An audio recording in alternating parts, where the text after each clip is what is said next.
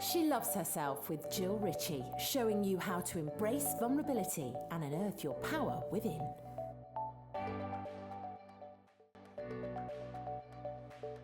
Hi, everyone, and welcome back to another brand new episode of She Loves Herself, the podcast with me, your host, Jill Ritchie. And of course, I am joined again with the incredible Sarah Gregg with our awesome IPA and She Loves Herself collaboration season. Woohoo! No, these episodes have been so good. I've loved kind of the mix and blend and all of the different topics that we've covered. They've been so relevant, and today's one is very exciting. I think this is going to be such a good conversation and a good listen. Yeah, I think it is too, because so many people have stopped us before, messaged us. And when we talk to people about this, it's the thing that always gets them. It's like, oh, wow, I've never heard of that before, or talk to me more about that. It's so intriguing for people. So today's episode is titled The Power of Fusing Science and Spirituality Within Your Coaching Business. Ooh. So, Sarah, I think we start with the power of science, first of all, within coaching, and the power of spirituality, and how we've talked about this before, how coaching has evolved so much more, and people are not, well, they think they maybe want surface level, but actually when they come to you, because consciousness has evolved so much, we know that there is so much more awareness now around science, around spirituality, around intuition, around really trusting your intuition. We're hearing a lot, we're seeing a lot around it, authenticity, vulnerability, intuition. And actually, we can't really tap into our vulnerability without being tapped into our intuition, I don't believe anyway. No, and I think this is so beautiful and so needed, because what we often see is this divide of two camps, and this perception that either it's like super woo woo, or it's like very evidence and science based. But actually, when you dive into psychology literally means the study of the soul. Like, that's what we're doing as psychologists. It's the study of the psyche, it's the study of the soul. And so much of psychology is about researching what we naturally observe humans do. So it's very intuitively led, but it quantifies it in a way that can make it measurable and more understandable and more easy to apply in our everyday life. And if we look at some just really simple everyday examples that most of you listening will be familiar with, like mindfulness and gratitude. So there are stacks and stacks of published peer-reviewed journals that evidence the power of mindfulness and dropping into the body. Equally, there's a lot of scientific evidence on the power of gratitude. But how these things come to be studied is they're often steeped in deep spiritual practices. They're steeped in ancient wisdom. They're steeped in things that human beings have done for years and years and years. What happens is psychologists observe this and they become intrigued and interested. Wow, that's really interesting. Buddhists, for example, have lower stress levels, and have lived for longer, or have more happiness. What's going on there? I wonder, is there a correlation or a relationship between that and mindfulness?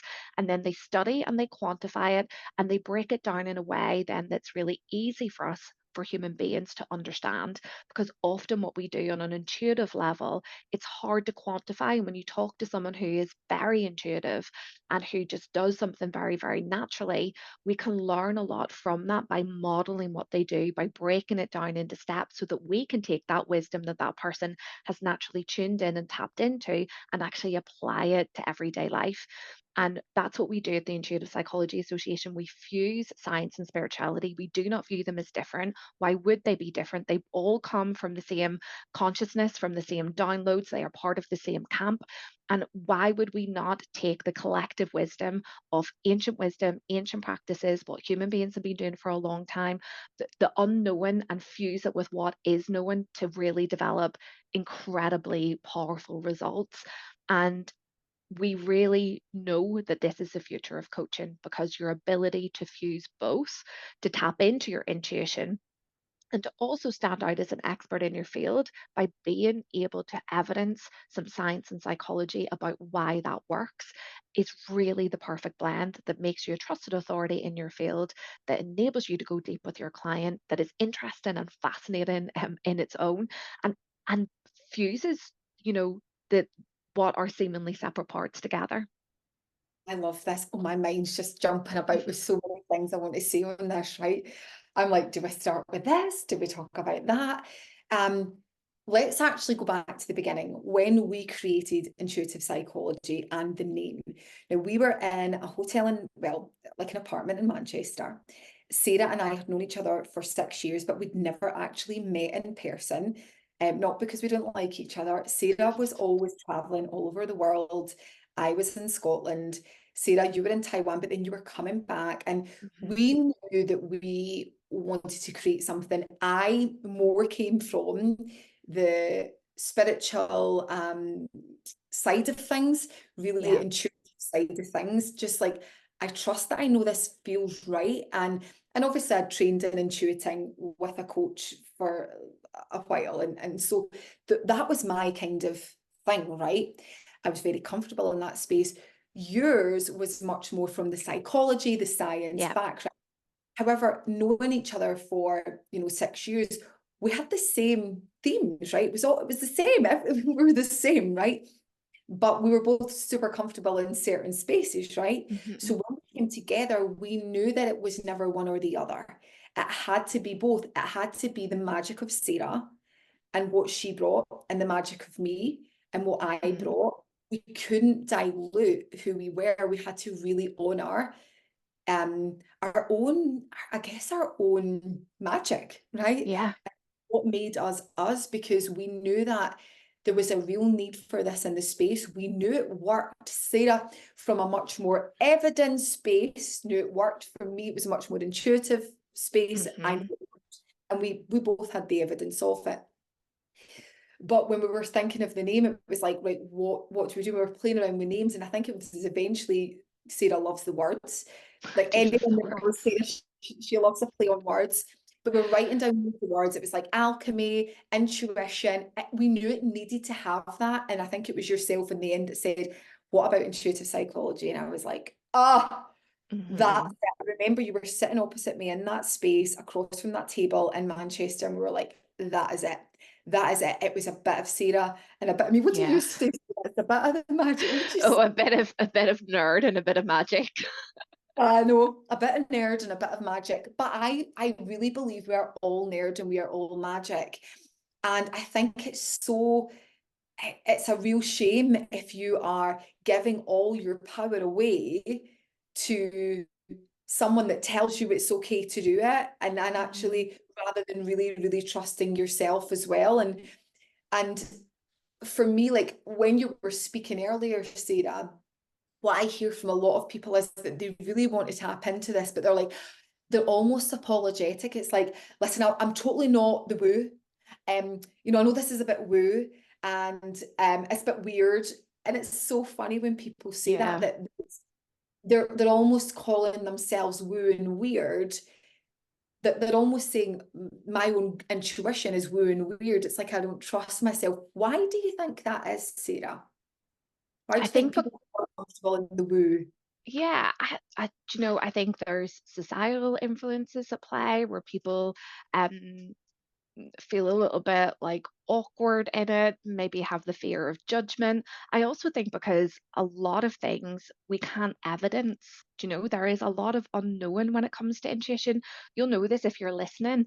You can walk into like a restaurant, for example, or a bar, and you can't logically explain what intuition does, but you might walk into a scenario, you're somewhere and you go, oh, I don't like the feel of this. Something just doesn't feel right. And you can't evidence that because you look around you and, everything's normal and people are kind of like eating their dinner, but something in you goes, I don't feel right in this environment. And you trust it. And you may feel that with other people, relationships. And it's that thing where you kind of can't put your finger on it. And I think when people are working, especially in, the coaching space, not everyone, some people are super comfortable like you, being like very intuitively led. But when you're guiding a client into the unknown, and especially clients who are in their head a lot and want evidence, it can be like, well, how do I know that this works? You're asking me to go on this journey. You're asking me, I'll use an example from our intuitive psychology practice. We do a lot of work like with interception, which in psychology basically means looking inwards, like looking at your inner world. That's how we access our intuition. So this is closing down your eyes, this is dropping into the body. This is a process that we train our coaches in to really make that mind body energetic connection, to rapidly tap into their intuition. Now, when you ask a client who's very head led to do that, they'll be like, no, why am I doing this? How does this work? And really, what we're doing with that is we are wrapping some psychology around it so that if your client wants to know why that works, we can evidence that, when we close down the eyes, when we regulate the nervous system, when we breathe, and when we drop in, what we're actively doing to access that intuition is changing our brave wave state. So we're moving then out of kind of conscious, awake brain waves into more theta brainwave states. And what this enables us to do is to access different parts of consciousness. Now, you may use that, to explain it to your client, you may not. But by fusing these two together, what we know is when we are in that state, our intuition is rapidly heightened. We get new insights, new awareness. We communicate with the subconscious, unconscious. The insights that we develop are incredible. So, why would we not fuse these two worlds that we deem as separate? Why would we not take modern psychology and the evidence to accelerate results and lean on the ancient wisdom and bring in that intuitive piece that is often missing in coaching? We don't hear a lot of people talk Yeah, about fusing intuition in coaching or psychology, in coaching in this really, really unique way. But I do think that there's more of an appetite for it. I think more and more people are open to things like following, the moon and lunar cycles and tapping into their intuition, and, even using cards, whether that's tarot or an angel cards. So much of that works with, symbols and messages that enables us to kind of communicate with subconscious, unconscious through metaphor language. But that's all tapping into their intuition, and people want more of that. Just because we don't know it and we can't measure it doesn't mean that it's not there. Like, let's be really clear on that. It of doesn't mean course. that it's not there. I know, and I think we've come from a society over hundreds, thousands of years, even where we have almost stopped trusting ourselves Hmm. and started trusting people in, I use the term like in authority, right? And so it's like someone else knows more than me about me. This person knows best. And something that we are so passionate about, Sarah, is, and we say this all the time to our students, and when they're working with their clients, your way is the right way, as in Hmm. you're the client, your way is the right way. So no matter how, we may try and coach someone, that individual has to go on their own journey. You can guide, you can support, you can coach, but that person has their own unique journey in this lifetime, right? And each part of it ultimately leads you back to home eventually. Some people have to go through different, lots of different paths to get there. Some people are willing to sort of really trust themselves, go inward, heal parts of themselves. I don't believe that we can really heal those parts of ourselves. Now we're seeing this in evidence now, we're seeing this everywhere. Somatic, we're seeing things that are stored in the body, trauma that is stored Hmm. that is causing inflammation in the body, that is, causing things like autoimmune. When you look up the term autoimmune, it comes up cause unknown, but we're starting to see now that it's actually all led from stress, from trauma, Yeah. things that are stored in the body. The body holds on to everything. and your mind can only take you so far. And actually, we have to then bring the mind-body connection together. We cannot access that from being in the logical mind. That's when we learn how to regulate the nervous system, to start being with the emotions in our body, to start healing. And actually, we are remarkable when we actually learn how powerful we are as Yeah. human beings. We're only scratching the surface. Some people aren't, some people are much deeper into this, but so many people are barely scratching the surface because they're outsourcing everything, when actually they can really start to learn this for themselves and free themselves from that turmoil and pain, physical, emotional, mental. I honestly love every single word that you said, because there's so many great points in there. Like, especially, if you're an existing coach that's maybe listening to this, it's probably landing in a different way. Like maybe you did your coaching qualification a while ago, and then you realize, oh, now I need to train in somatic, or now I need to look at this different modality. And we see this a lot, like different coaches with like um 8, 9 different titles afterwards, which is very, very confusing, for a client to kind of navigate. And when we were developing intuitive psychology, we wanted something that would encompass everything that a coach needed to make it really, really clear, for a client. So we teach things like somatic release. Within it, we work energetically with the body.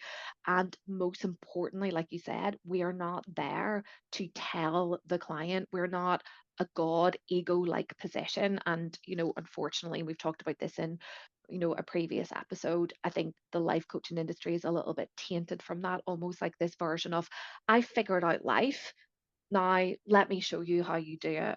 And that's not what we do at the Intuitive Psychology Association. This is about unconditional positive regard. This is about letting your client tap into their own answers. And I think clients have a greater appetite for that now. They don't want to feel like they're being spoken down to. They don't want to feel like they're being talked at. But actually, when you can welcome them in and say, let me tell you about intuitive psychology coaching. This is a way for you to access the answers that you already know lie within, and to weave in the science and psychology around that with an approach that is powered by intuition and backed by science and evidence.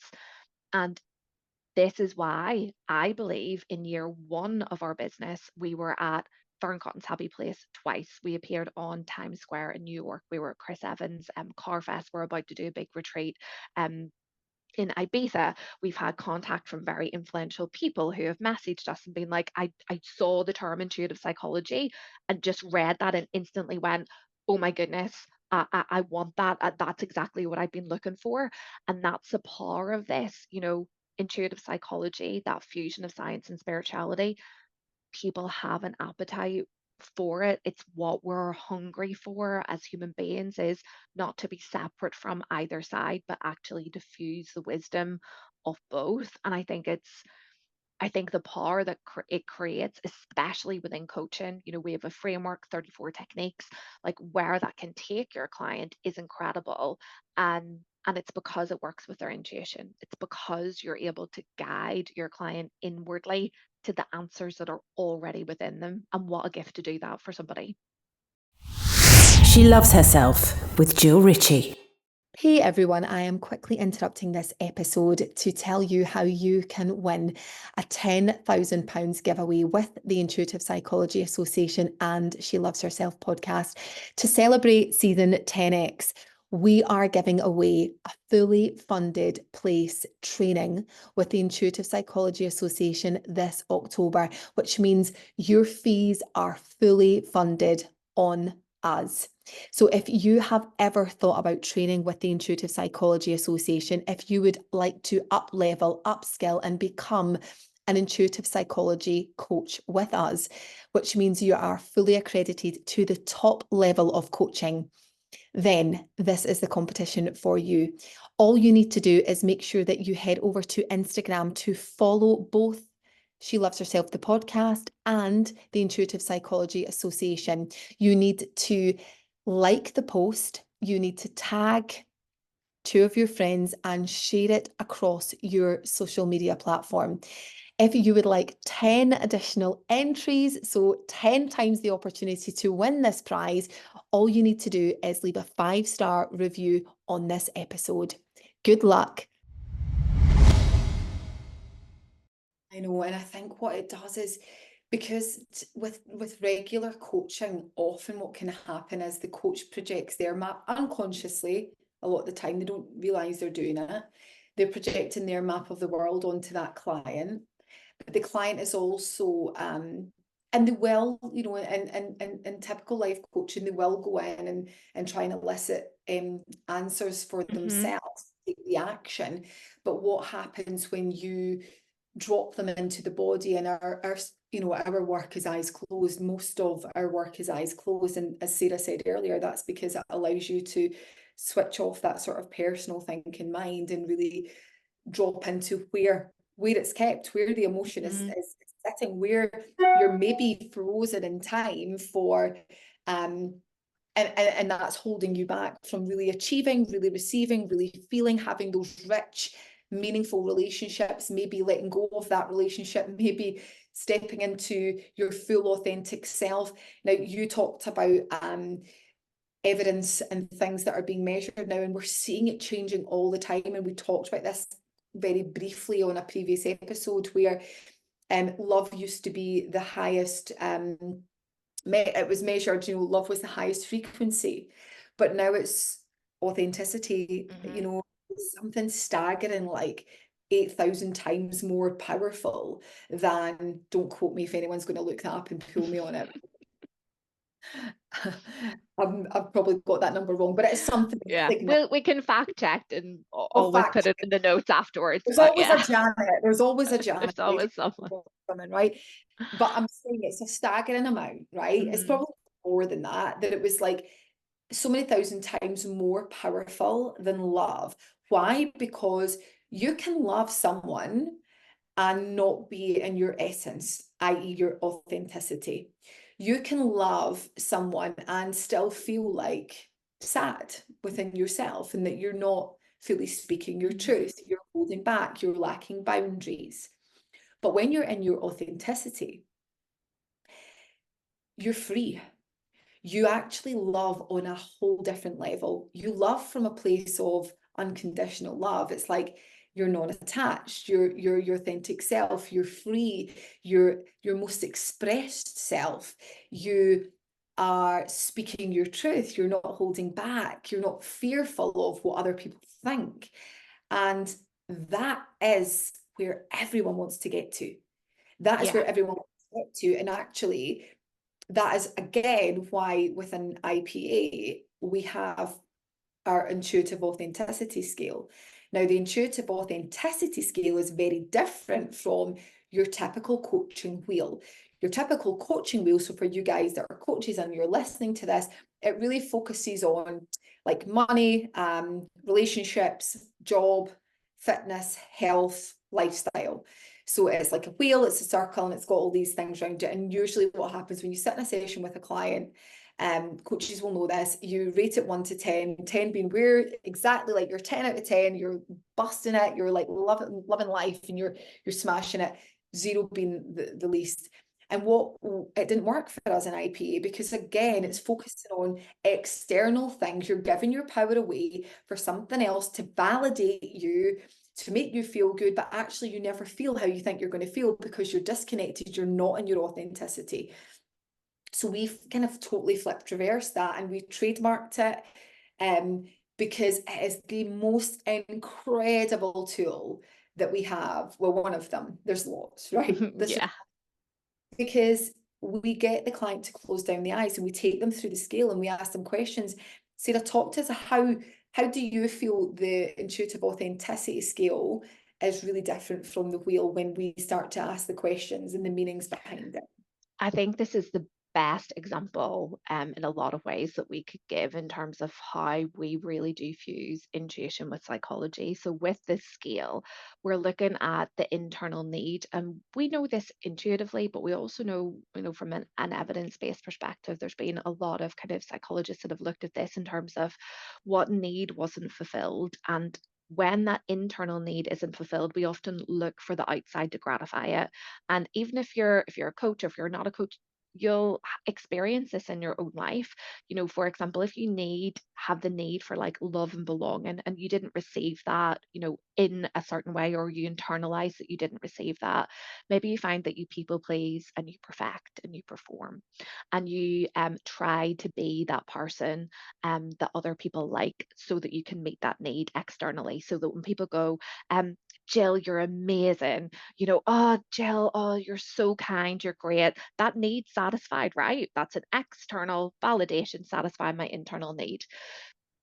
That's great, and that works up until a point that it doesn't, because you lose your authenticity, you don't know who you are, you're continually trying to control your outside world. So with the scale, what we're doing is we are rapidly identifying for that client by breaking them out of a narrative, out of the story, dropping them straight into the body, into the mind, and we read out carefully curated statements that really speak to a client, and we get them to raise their hands at different points as to what has been elicited for them, and then they score themselves on a scale, and that scoring system then enables us to quantify or benchmark where the client's at. So we'll see things like worthiness, for example, come up. So a client's big unmet need might be, I don't feel kind of like good enough, like my worthiness score is low. What that enables our coaches then to do is to understand that and work with the techniques and bring them on a journey. And eventually, once that coaching intervention is coming to a close, they can revisit that technique with the client. They could go back to the scale again. And what we see time and time again with single student that uses this with their case studies is the scale goes up. The client now kind of understands more about why that need wasn't met, because they've gone into their shadow. They understand how to make themselves feel safe, and they understand how to meet that need for themselves, so that they don't have to please, perform, perfect in order to feel love and belonging. They know that it's safe for people maybe not to like them. They know that it's safe for them to have boundaries. They know that it's safe for them to say no. And as a result of that, their external world changes in dramatic ways, because there's been that internal shift. And that is the fusion of intuition and psychology. The client intuitively knows, oh, I feel that in my body. That statement really triggered me. Oh, that makes me feel really uncomfortable. And the psychology piece enables us to kind of measure that and weave in more of an evidence-based approach as to why and how that works. I love this. Two things I want to say on this, right?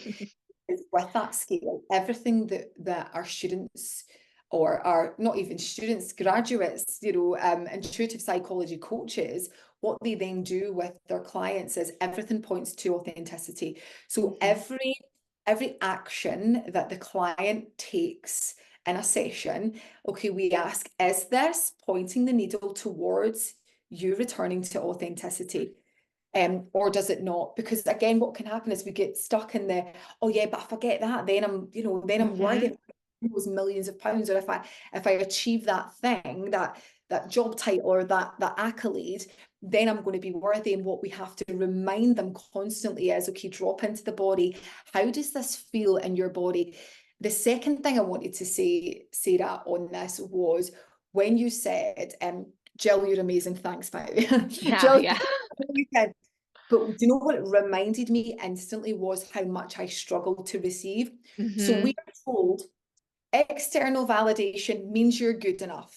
When people tell you, you've done it, you're good enough. But I truly believe that is why so many people struggle to receive, because they don't feel it in their body. Then they feel broken. They're like, what's the matter with me? Why, when people are saying this, because so many people, when they receive compliments, they're like, oh, I can't receive compliments. I can't.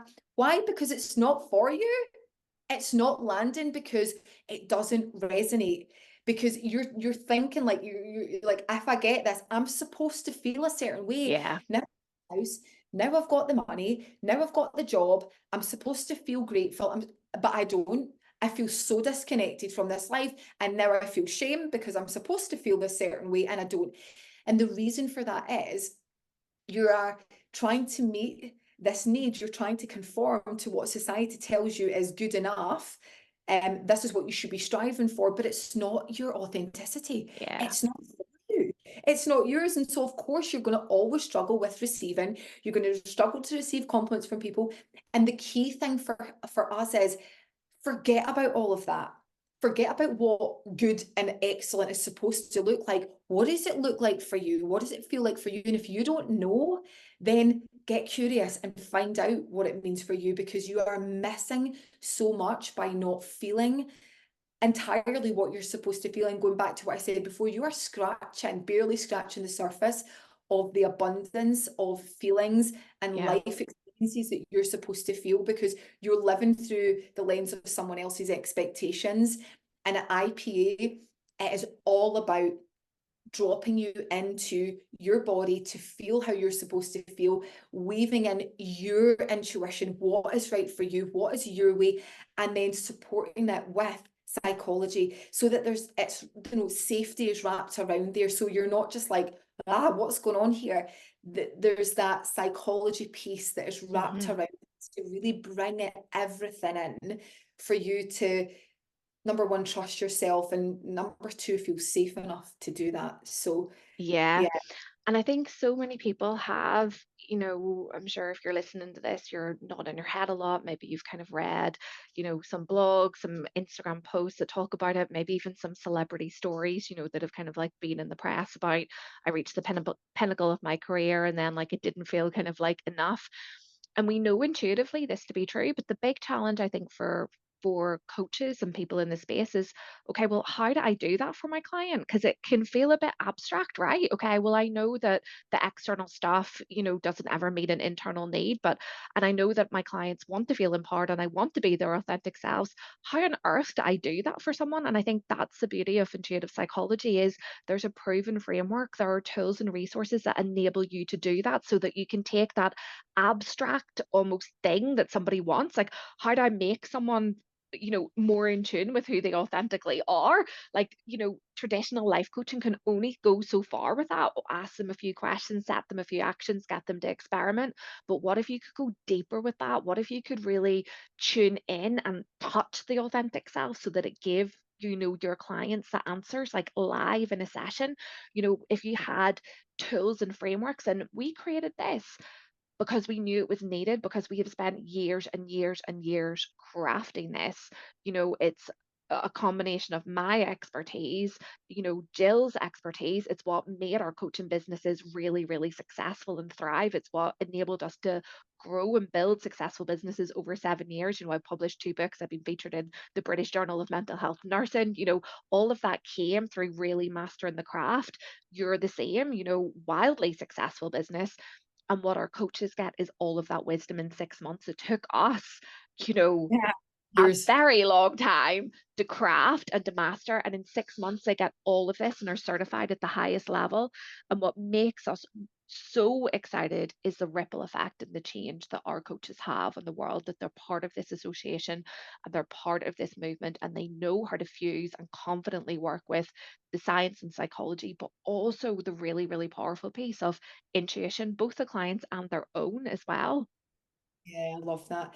There is a demand for more. And I feel like if you're a coach and you're listening to this, then do not do not sit and accept, that that's where you're at. And you might have a thriving business, but surely there comes a point where you're like, okay, I want to offer my clients more.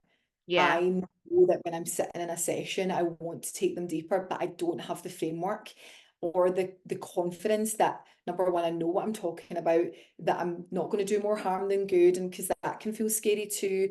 Then please, like, inquire, do your research. There is no one else that offers what we offer. There are businesses and organizations that offer elements of, they weave in things like NLP, but they don't have what we have. We Hmm. are 11 in the world who are can certify to diploma level. That's massive. We're accredited, and we are at the highest level. You know, we are diploma level, which is the highest certification in coaching. And we, you know, we've said this before, Sarah, we don't just throw the term world class out there because it's a buzzword, because everyone's saying it. We have evidence. We know what we do changes lives. Our coaches, before they've even finished their training, you know, they've got a wait list. They're they're in high demand. Why? Because they can elicit the most powerful and transformational results that some coaches will never get their clients to ever. At best, it would take them maybe a year or two, at best, Yeah. to get that within a couple of sessions. And this is why, again, Sarah and I could only do so much. We were only two people, right? So when I was coaching, I was fully booked and I had a wait list, and people were, you know, how do I do this? How do I do this? And so it would have been, you know, so poor of me not to bring this to other people and train them in this way, because I knew the results that I got from clients very quickly and how deep we could go and how transformational it was. So I had to share it. I had to bring this to life and bring in that intuitive piece, and you bring in the psychology piece. But what we've both learned, Sarah, as we've grown this business, is that there's no separation. Mm-mm. They're No. one and the same. It It's wholeness, it's exactly, it's two ways to say the same thing. That's all it is. It's two ways to say the same thing. And I know kind of, for me, I work a lot with like corporate kind of clients, and this is something that you can bring into the corporate space as well. Like I think that's the beauty of intuitive psychology is you stand out as an expert, it's intriguing, it's interesting, you can back it up. And if you're a coach or if you're a new coach and you're thinking about doing it, I would be doing this if I was retraining again, like 100%. Um, but this is the thing, like you know intuitively that you want to do this, and you know intuitively you want to help people, and maybe like Jill said, you're already doing it in some capacity, but you also know that you want to be really really great at it. And to be really really great at it, you need a framework and you need tools, and that's often what coaches are missing. I've seen great incredible coaches at businesses kind of like fall to the wayside because clients would come to them, they would open up and disclose a particular problem, and they weren't equipped to deal with it. They didn't feel an integrity and an authenticity with themselves. It didn't feel good for them to kind of question around it, and they were struggling to find modalities that fit with them. And this is such a beautiful framework, like to bring to your clients to elicit like those results, because that is the number one thing that you need in your coaching business. If you can produce results, you don't need a fancy website, you don't need marketing. Your clients spread the word for you. When you touch and change a client's life, they tell five, 10, they'll tell anybody that'll listen to them, that this is what you need to go and do. And the referrals come, and we see that with our coaches. And this is the beauty of and the power of blending these two seemingly different things, intuition and psychology, together. I love that. I love that. And I love that you touched on the corporate side as well. You know, it's something that we've actually got a couple of episodes coming up. And then one of them is from an HR leader who has taken it into the HR space, and someone else who is C-suite in a massive organization. Hmm. Again, both of these incredible women, we'll leave them to tell their stories, but it's so needed in the world. You cannot just do basic anymore. Fact, like it's not good Yeah. enough. And I feel like the industry, and as people, we need to do better. Like you would never just like in a business, if that's what I'm saying, you constantly have to evolve as the world. Yeah. You need to evolve too. You need to invest. You need to make sure that you are at your A game. You are like so confident. And if you're not, then do something about it. Like Hmm. bridge the gap, because you owe it to yourself, you owe it to your clients. And speaking of confidence, we have a 4-day confident coach boot camp, and it's only £22, which is an absolute steal. So Yeah.